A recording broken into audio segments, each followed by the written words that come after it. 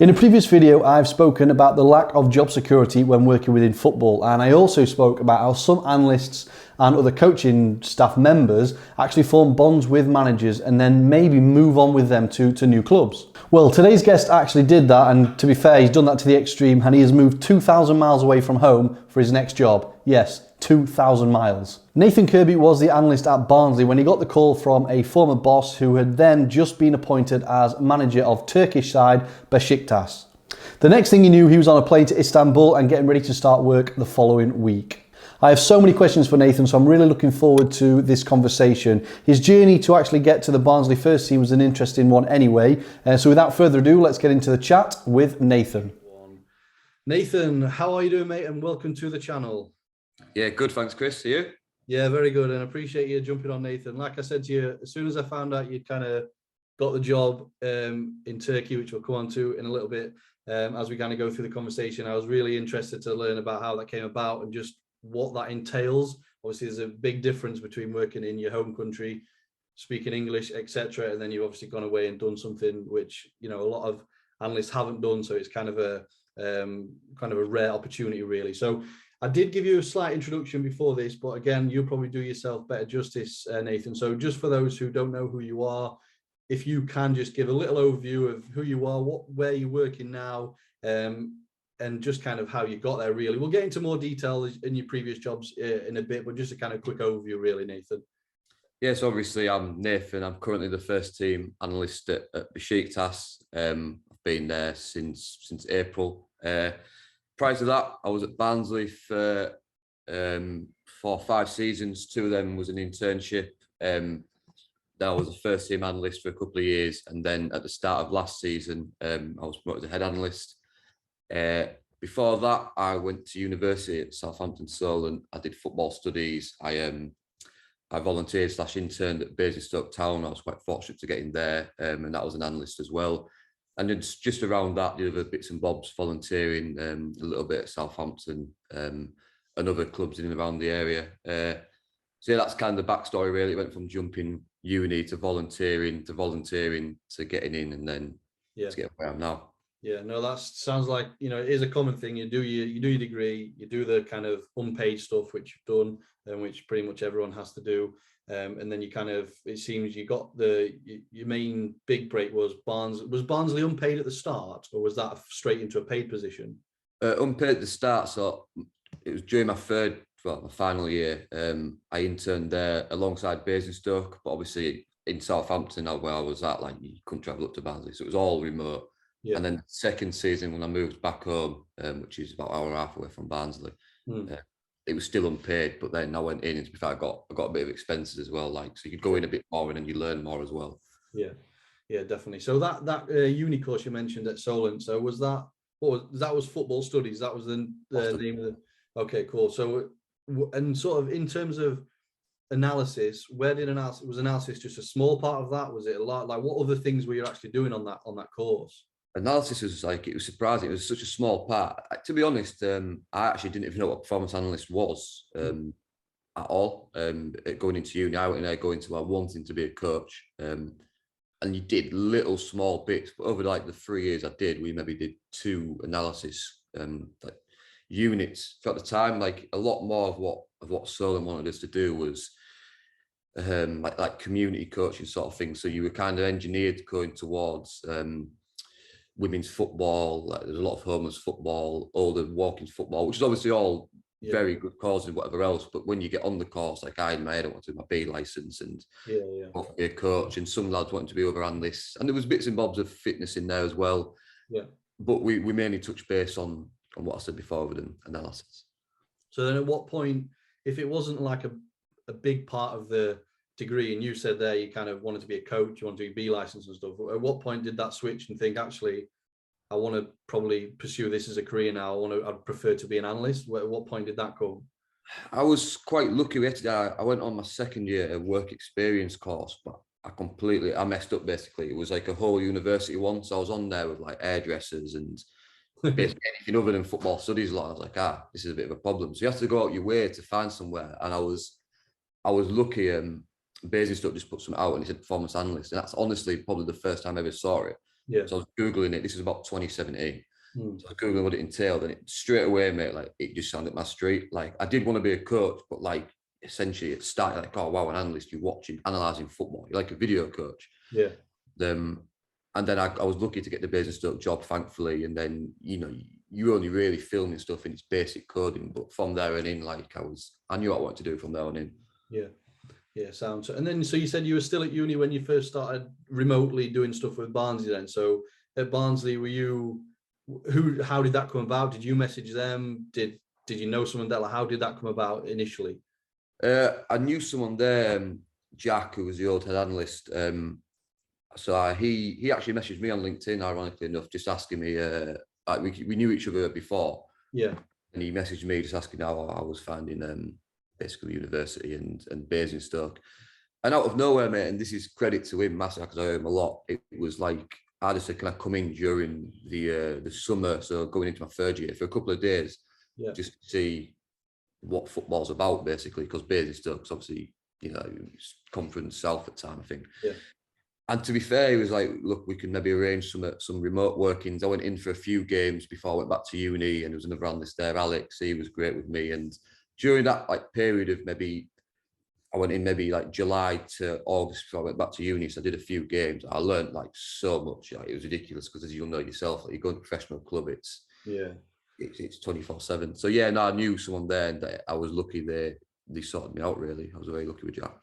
Good. Well, again, you've taken that opportunity, and yeah, I know Jack's very sound guy. Jack, he's got a lot of time for Jack. He's a decent and very good analyst, and he's now he's still at West Brom now, I think. Is he? No, he's out with us, mate. He's out with us. Oh, has he gone with you? Oh, okay, cool. I didn't know that. Yeah, no, he's out with us now. Living the dream, man. Okay. Okay, perfect. So you've kind of got your break at Barnsley. You've got some expenses and stuff, and then obviously that kind of goes into more of a paid role. So you said you started kind of with you were with the academy, weren't you, for a season or so before you kind of got to the first team, or was... No, mate, I was first team throughout, really. You were first team all of it. Yeah, I did little bits and bobs with the academy, not last season, the season before, after COVID, like, because unfortunately we lost a couple, so you kind of having to help out bits and bobs there, but it was very, very small because you're in the first team. That was the year we got into playoffs as well, so it's like you can't just shove away and do the greatest respect to academy football. Get rammed with first team footy. Yeah, definitely. And I'm just actually thinking back to when I first, I don't even know if you remember this, Nathan, when I first met you it was at a pre-season game. Yeah. So there's a little bit of a backstory to that. It was York v Barnsley, wasn't it? You and Jack were there from Barnsley, obviously. And York, we were basically like our company was filming for Leeds, which was a bit random at the time as Leeds. It was when and it all kind of came out after obviously the Spygate and stuff but they wanted to film their upcoming opponents even in pre-season. And I don't know if you remember when we were trying to get up onto the gantry, there was a bit of a like aggro with the guy and stuff, like not being allowed up there or whatever. But yeah, that's kind of when I first met you, and then kind of stayed in touch with you and Jack, really. So and you kind of stick together kind of throughout, despite slight changes. Obviously, Jack moved on, but then kind of reconnected. So in terms of then you're working with Jack, that you said you already knew at Barnsley. What other, so the manager you kind of work with now, obviously he was at Barnsley for a period of time, but he wasn't there when you first started. So how do you kind of find working with different managers then, Nathan? Because obviously every manager is different. They've got their own philosophy. They come in, they might want to come in and totally change things, or some might come in and just let you kind of get on with it. How many managers did you work with at Barnsley, if you remember? Let's have a think. Eckenbottom, Murray, Stendhal, Strubert, Murray, Ishmael, Schopp, Laumann. So eight or nine, I think. 8 or 9. That's including a couple of interims, yeah. So 8 or 9, yeah. But when you think, I was only there full time, I was there for 3 seasons, really. So you're firing through, 8 or 9 managers. In fact, Poyer as well. Poyer is 10, so we've come up to about 10 managers. It's a bit crazy, mate. It was funny at Barnsley. It's like when I My second internship year, when Daniel Stendel was there, was kind of like, in my head, that's my first year, because the remote stuff was great, but you say you're at uni and whatever else. Because Barnsley at the time was such like a heavy pressing club, and it kind of maintained that throughout my time there. Yeah. That always stays. Like, obviously, managers have there's a million different ways to press and different triggers and whatever else. But at the end of the day, you kind of know you're going to be an aggressive pressing team. So that never changes. What you've got to adapt to, I think, and I think every analyst and any aspiring analyst has to do it, is the personality of the manager and how he wants his work. Yeah. So with some managers, particularly Daniel at the start, we had like an in possession, out of possession set play videos, but there'd be like maybe 9 minutes long each. The set plays were more about 4 or 5. And you went from that, and you had to add in, there wasn't too many animations in them, but there was of sort. Yeah. You'd go from that to Gerhard came in, and you'd go right down to like basically 3 minutes, 2 minutes. But then you having to put better clips in per se, but they were maybe heavily animated. Yeah. And then different personalities, different ways they like to work. Some managers want to get involved with you and they'll sit and talk to you. Others are just, I'm the manager, out of the way. So I think they're the biggest differences I've always found. Like, but because I've had so many in such a quick row, I've kind of learned how to, you learn how to adapt quite quickly. Yeah, definitely. So, I mean, you've obviously kind of made an impression on the manager you've got now in Besiktas. Obviously, he was he wasn't the last manager you had at Barnsley, was he? Because obviously he'd have gone and you'd have. No. We had a few after. So we had a few after. A few after. But obviously that was your introduction to him. So when he left, and we're speaking about this is I don't want to say his name wrong. Valerian Ismail, is that? Valerian Ismail, yeah. You're not far off, Valerian. Far off. Okay, perfect. So he kind of moved on from. So like you said, Barnsley got the playoffs. Barnsley had a really good season then, didn't they? They actually made the playoffs and they were punching kind of, fair to say, punching above the weight almost. So, but then again, he left. He moved on to West Brom, and he took. Jack went with him to West Brom, didn't he, at that point? So, but obviously you're still at Barnsley at that point. A new manager comes in, etc.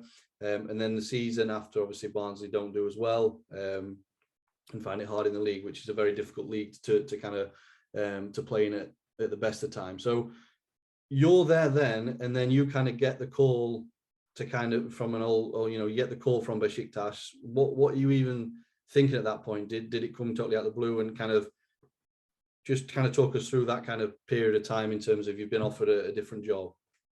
So yeah, like you say, things didn't go great last season at Barnsley. Like, we lost quite a few with that as well, like with the league.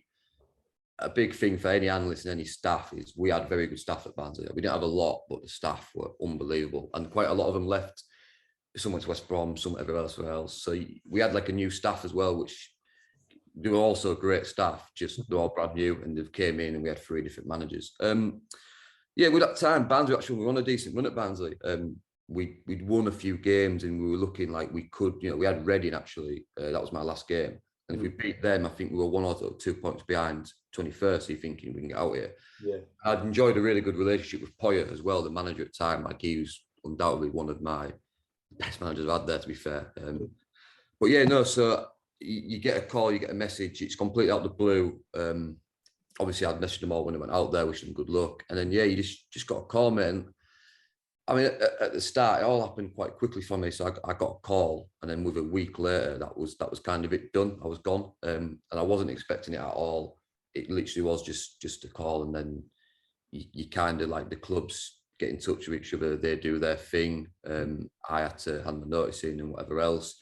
And yeah, to be fair to Poyo especially, and the coaching staff, everyone supported it. So I was dreading going in, telling him, like, to be honest, dreading. Like, the biggest thing for me was we're in a relegation battle, and you essentially jumping ship. But it was nothing like that. And you say you have to be Besiktas. Yeah, people are like, it's almost life changing, really. Yeah. So yeah, he supported me, and the rest of the staff supported me, and then it literally, I didn't have too much involvement with it, and that was it. It was like a week later, done here at Barnsley. Good luck, yeah, and then flew out.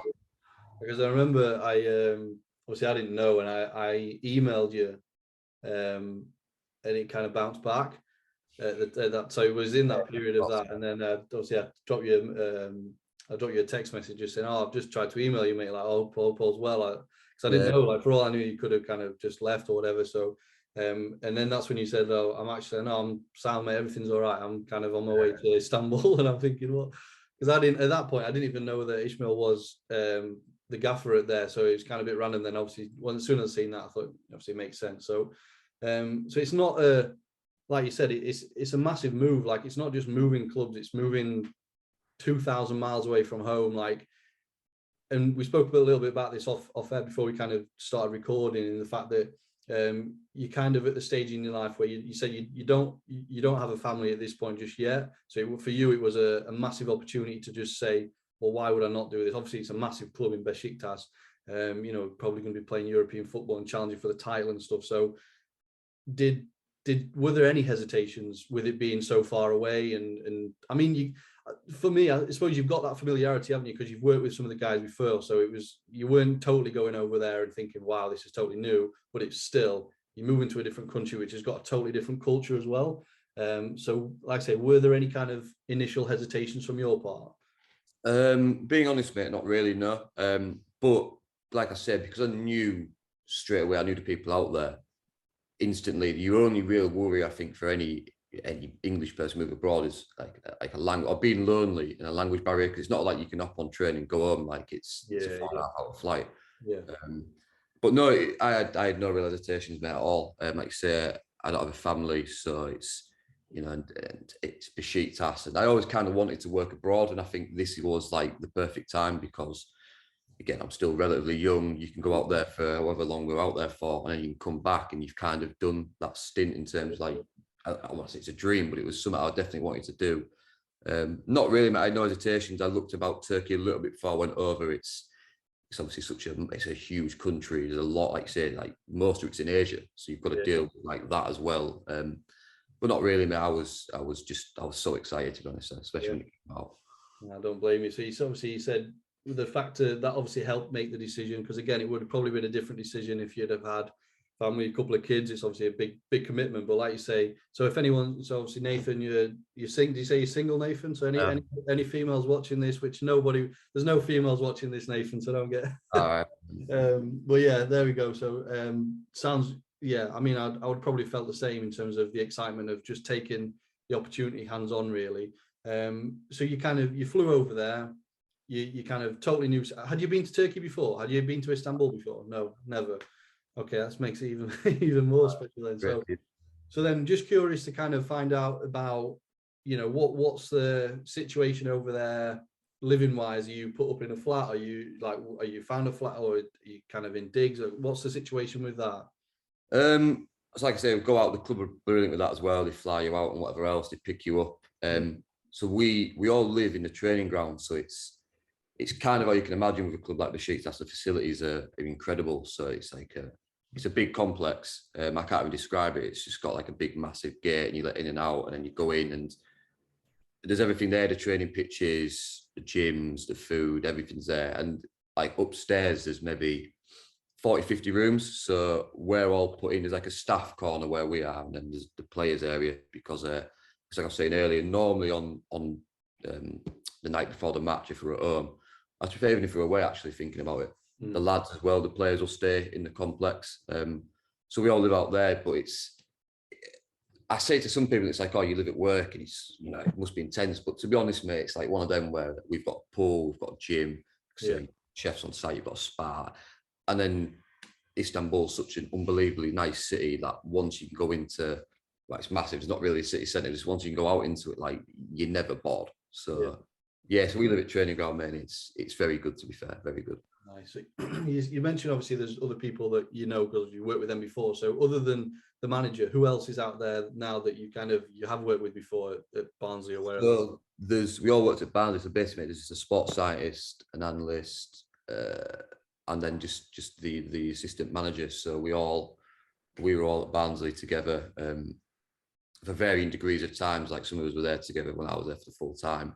Sports scientist Johnny came in Valerian's season. So So yeah, there's four of us out there who kind of know each other. But as well, like I was saying earlier, with Barnsley, we were close, like we were very close. So it ain't just going out there like, like workmates. Like we all kept in touch long after they'd gone.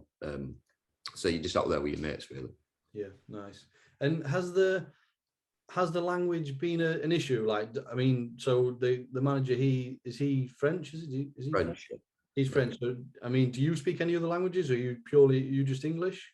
Yeah, I just speak English, mate. Yeah. And what's the kind of, so in terms of the makeup of the players in the squad at Besiktas, are they all speak? I mean, obviously, they may probably not English themselves, but do they speak English? Do you find as a whole, or has that been a problem, kind of language barrier wise?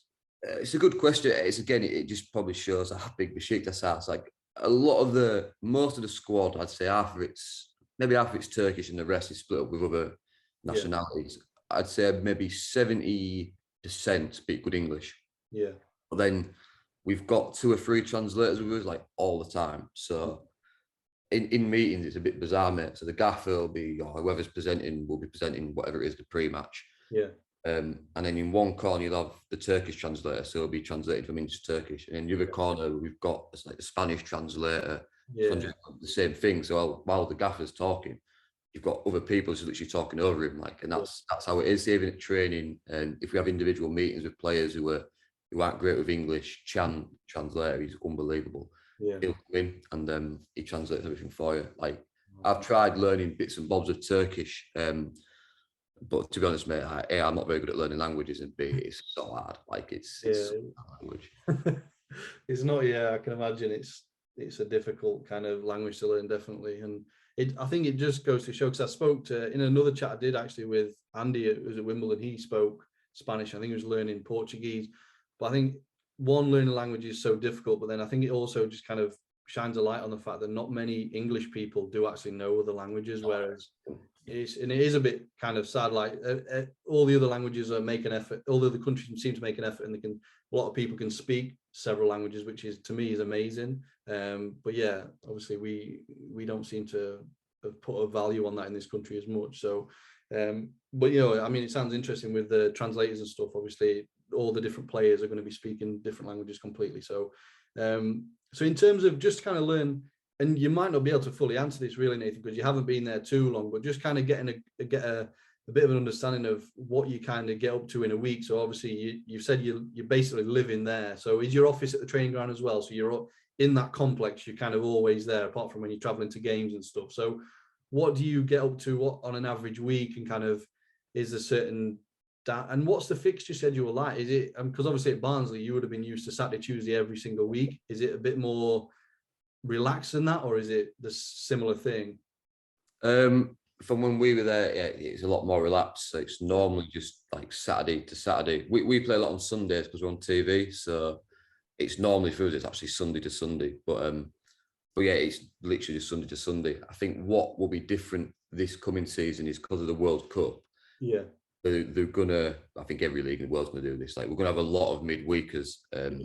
So it'll be similar to the Championship from August to December, and then after that it'll be Sunday to Sunday. In terms of like weekly, because I've worked with Valeri before, I kind of obviously knew how he wants to work, and it fits quite well with obviously myself, Jack, and we've got another analyst out there, Null, as well. So we kind of split the work into sections. So you've got obviously same as most clubs, your pre-matches, your post-matches, set plays, individual units, and then training and whatever else. So we kind of divide them jobs between us. So a lot of what you're doing, especially say if it's like you've played Sunday, you normally have Monday off, and we'll probably have Tuesday morning off as well. Tuesday afternoon, you've got a post-match of the game before. During that like day as well, Tuesday and Monday, I'm watching like the next opposition, whoever it is. So it's Galatasaray, watching Galatasaray. Wednesday, we're back training properly, so won't be an intense session. And then we'll show the coaches Galatasaray, what we think, how we can beat them, etc., etc. And then literally from there on in, you kind of editing down clips, finding the best clips to put in the pre-match. The gaffer and the coach will say what you want to see. You find the best clips to put in for the individual units for the game. As well as that, because we have how we want to play. I mean, you probably remember watching Barnsley a few times, like intense pressing side. So we don't change an awful lot. So what we're doing as well is best practice clips. Let's get the right wing back in. Yeah. Got to be aggressive. Here's best practice. Blah blah blah. So you're doing a lot of that during the Thursday, Friday. Then literally on the Saturdays, you'd show the pre-match. So that's like pretty much everything we've got. Yeah. And then Sunday game day, we'd show set plays as well. And then a lot of the week, you kind of just leading up to the game, and then coaches, players, the manager will come in and ask for different bits and bobs throughout the week. But yeah, it's lucky with Valerian that, because we've worked with him before. We know what we need to do, and you kind of left your own devices with it. Yeah, cool.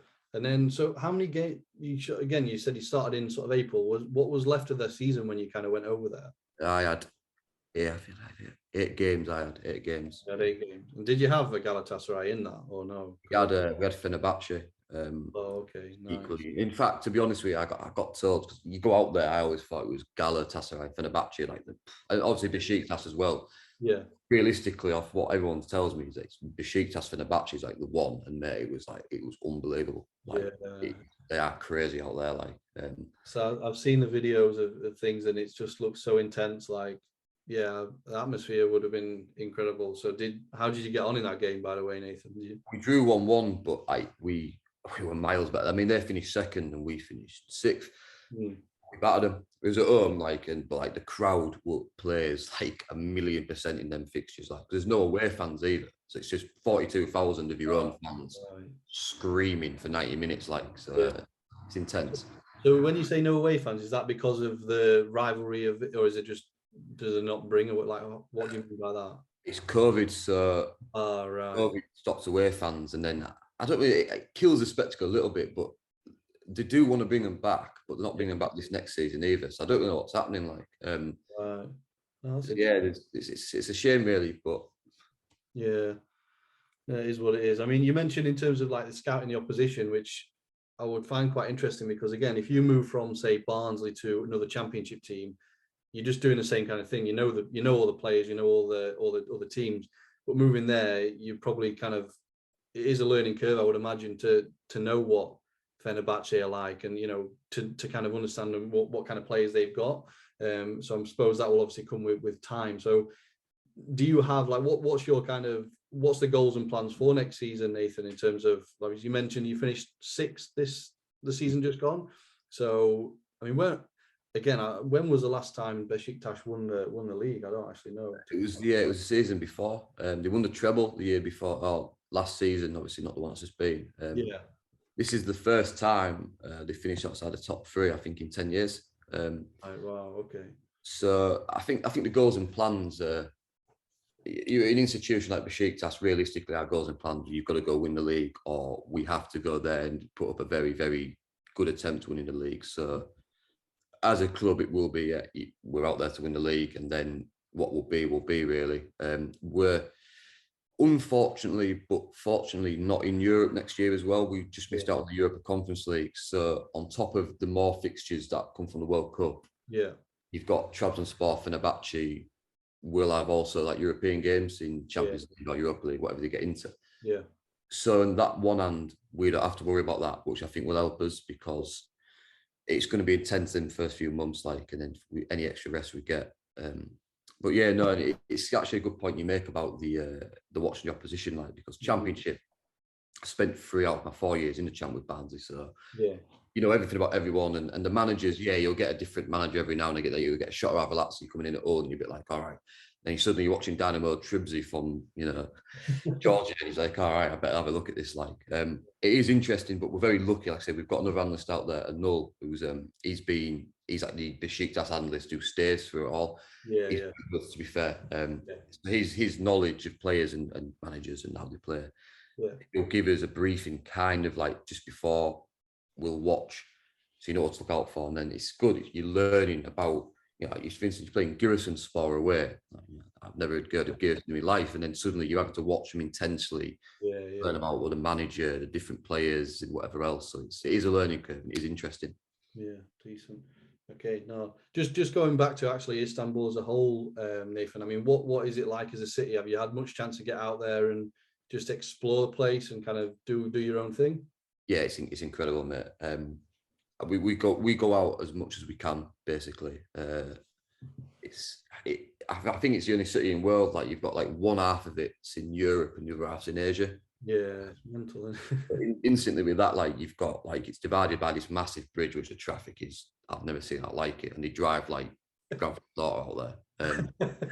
But it's you're going out and everywhere's rammed. It's so busy and full. There's like 8 million shopping malls. But yeah, it's unbelievable. I could not recommend going to Istanbul enough, because lucky for us and unlucky for the Turkish people, it's quite sad. The Turkish lira, their currency, is really bad at the moment. So for us, you go out and it's really cheap. Cheap, yeah. So there's so much that you would never get bored, mate. And then like you've got places like there's so many big, massive mosques, and it's a bit crazy, mate. It's not overwhelming, but it's just like you say, everywhere you go, there is something there, some historical landmark, or there's like something to do, and you're like, I don't know, you really get bored out there.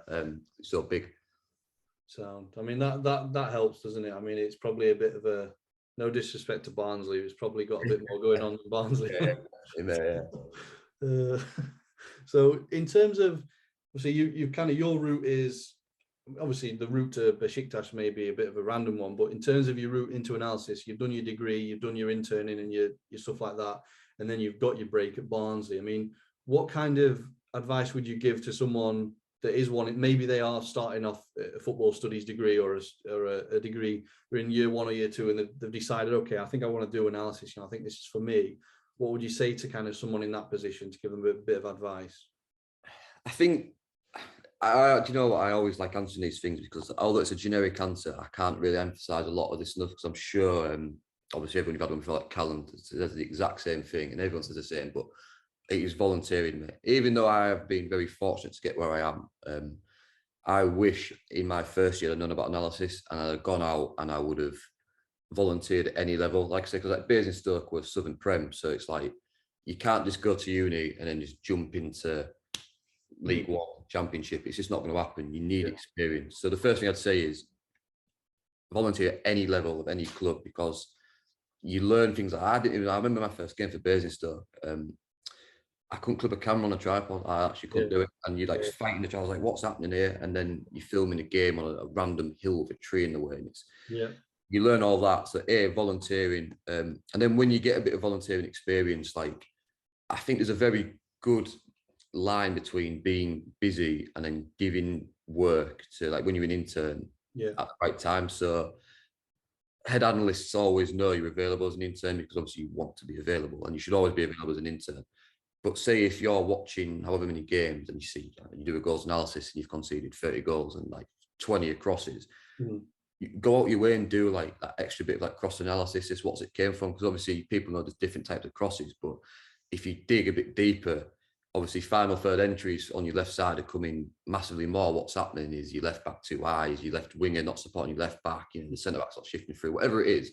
Because the more detail you go into, I think, the more you learn, you can keep that project. And it'll help, like the head analyst, and you've gone out your way and you're showing willing, and I can't recommend stuff like that enough. And then CVs and cover letters, I know obviously you've touched on it yourself, but like as analysts, and again, you'll know yourself running a company, like you get hundreds and hundreds of CVs, and it's nice when people go out the way and they'll send you your resume, but it's just be a bit different. Like, so it's, again, I said this to my mate actually yesterday, the lad who I had at Basingstoke, Adam, I got a CV, or Jack might, I can't remember who it was. He had a YouTube link of himself at the bottom of it. So he had like, my name's Joe Blogs. I can't remember his name actually, but he clicked on the YouTube link and it was literally a 1.5 minute video of him saying, like, I'm Joe, I'm doing this degree. I'd like to do this, this, this, and this. I can offer you this, this, and this. Here's a bit of my work. He did like a video of like a goals analysis of like a game. I can't remember what it was, but it was really good. And like, you're like, all right, fair play, you stood out. And then it's not, because to be honest with you, CVs are quite boring in the end. Yeah, definitely. We were like, all right, do you know what? Fair play. Like, so just try and do some outside the box. Obviously hard because a lot of people are doing it. But so the main thing always for me will be volunteer, and just be persistent with it, and just learn the line between being really keen and like, and then also giving work when it's Yeah, no, I like that. And I think like the way you kind of, I know you've said you kind of did know Jack before anyway, but the fact that you,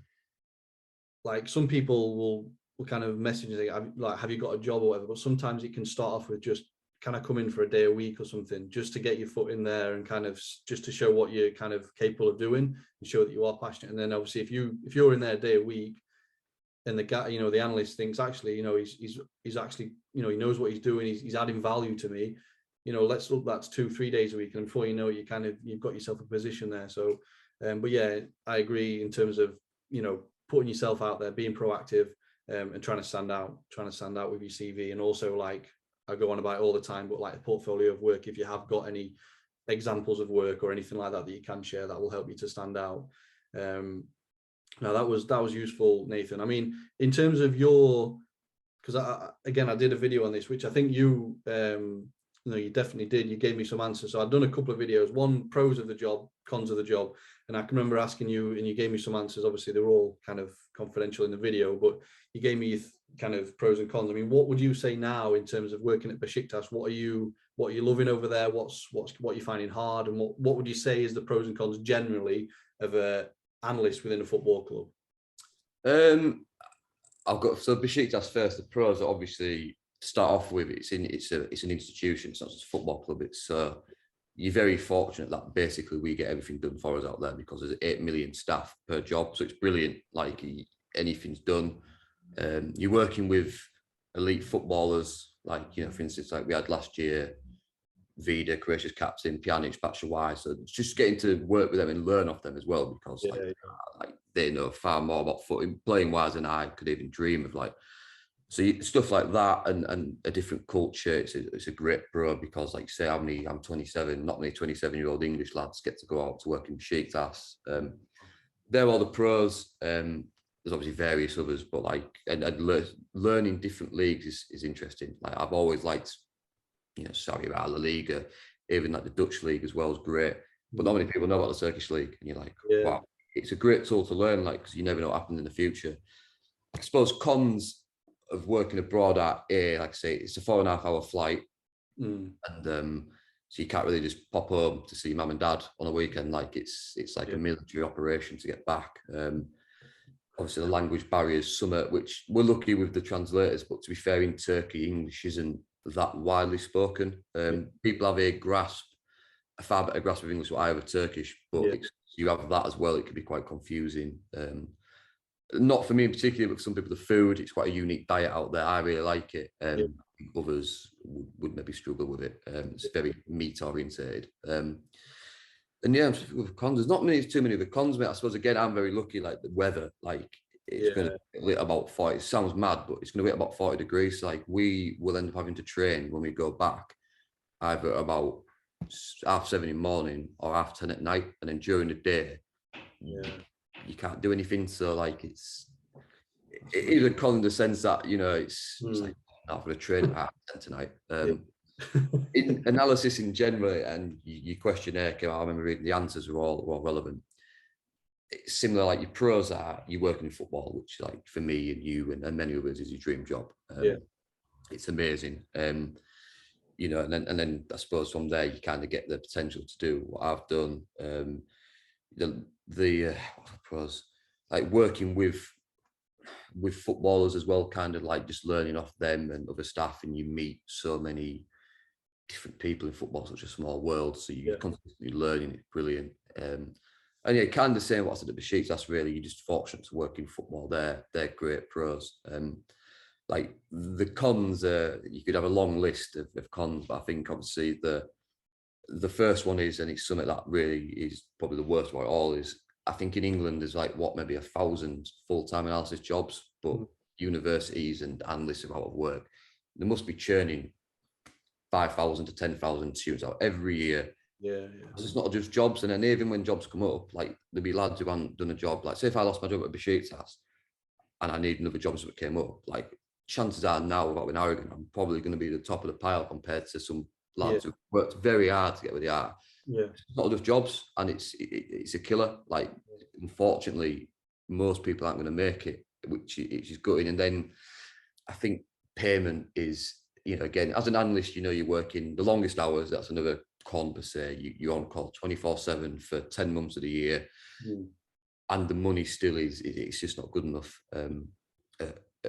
Basically, obviously, I've not worked in the Premier League, but I think most of the levels, it's just not enough. You've got that, and then being on call 24/7. Obviously, I'm single, but I imagine if you've got a couple of kids and a wife or a missus, like you say, you play in Plymouth away, so you travel down on the Friday and you travel back on the Saturday, and then because you've got a game on Tuesday, you've got to go in Sunday. Yeah, like, you're not really spending time with your kids, your mates, your family. It's a bit of a killer, really. And then I suppose this isn't a con; it is a con. You may be unfortunate enough to get, say, like an absolute lunatic of a manager, and they can make your life absolute hell. And then you sat there thinking, "Oh my God, I've got this geezer for like who knows how long." It can be tough because they're the manager, so it's not as if you can walk in and smack him because he's in your life, really. And it can be frustrating, but I would always try and say to people, dig it out if that ever happens, because football, like I said, I've had 9 or 10 managers in 3 years at Barnsley, and we had some successful seasons as well. So it's crazy how many managers you had. I mean, just going back to your initial, do you have any coaching qualifications, Nathan, or is it just what you've kind of picked up, or did you do any early on when you were at uni and stuff? Yeah, so I did, and again, I'd probably recommend this to anyone going to uni, even to get into analysis. I had my level 1 when I went there, but I got into my level 2 straight away when I got to uni. So that's what I'm at now. I kind of always wanted to do my B license, but and this is it with analysis, like I don't know where I'd have the time. You sat there thinking I can't really spare a few hours in a night because I'm working. But I've got my level 2, and I would, at a minimum, although it's not a requirement, because generally we've hired people at Barnsley who've got no coach qualifications. But if you get your level 2, it at least shows, all right, and then the club would hopefully put you on to the B license, and then you've got that. Yeah, and you like, with the number of managers that you've worked with, obviously your day to day with these top coaches, and you might not have a certificate of a B license, but they are well and above that, and you're learning from them every day. And I think that is an important thing, and that is definitely a pro of the job. You're working with elite people in no matter what discipline. So like you said, like a sports scientist is at top of his game, the gaffer, the coaches and stuff. So you are continually learning from people that are at the top of their own field, which is, it is motivating, and it makes you obviously probably want to better yourself as well to kind of keep up with the curve. So you've gave some advice there, Nathan, and this is a random one. I don't know if you'll have any, but do you have any recommendations of any books, podcasts? And that doesn't have to be analysis wise, it can just be anything like coaching, self-improvement, anything that I don't even know if you read books, mate. Do you do? I'm not a massive reader, mate. No, I'm quite I'm one of these people, I can't sit still for very long, like, so it feels a bit working as well. I think the only major thing I watch, mate, actually, I do find it interesting, is the coach's voice, but I like the master classes. Obviously they're not going into the ultimate detail of the world, but like some of them are really good, and it's actually that you touched on there. Obviously I'm lucky, I'm around good coaches up most of the day, and you learn, but you do pick up little bits and bobs. I have, even from like the master classes they do, or like the coaching sessions they put on, like just little ideas, little pointers where you're thinking, oh, do you know what? Or even like different way of wording things, like you're like, all right, that's fair enough. It's something like we're quite big on at Besiktas, and I think obviously most clubs are, is like a thing called rest defense. So it's how you set up when you're in possession. Yeah.